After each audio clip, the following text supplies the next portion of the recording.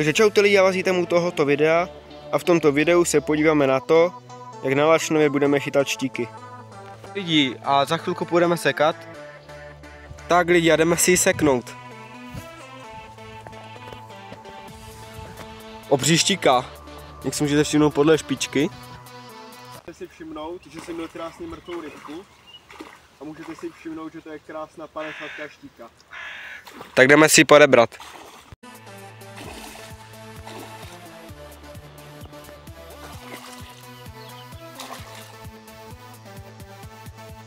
A je naše.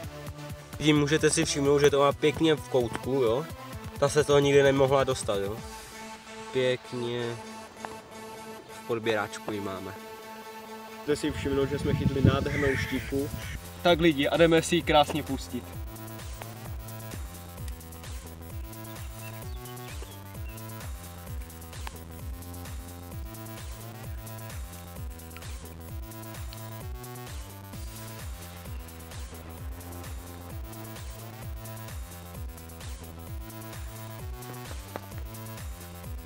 Takže lidi, můžete si všimnout můj návazec, na které chytám štíky. Jo, můžete si všimnout, že tu je olůvko, domácí podvodní splávek, co jsem si doma vyrobil, a nakonec máme ocelové lánko s háčkem. A teď si ukážeme, jak si napichuju rybku. Bohužel nemáme živou rybku, takže chytáme na mrtvou rybku a proto jí dáváme za hřbet, háček a ještě k tomu ten polystyren, ať to nadnáší.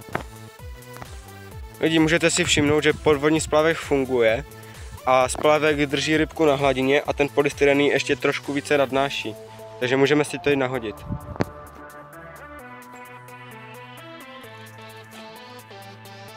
Lidi, můžete si všimnout, že už jsme přišli ze štík na naše kaprové místo.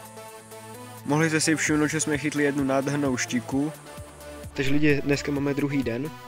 Dneska jsme na našem kaprovém místě. A nahodili jsme si na rybku a hned máme záběr.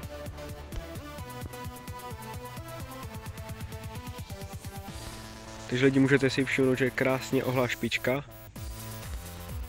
Takže lidi, můžete si všimnout, že to je candát. A jdeme si ho lidi podebrat. Chci ho pustit.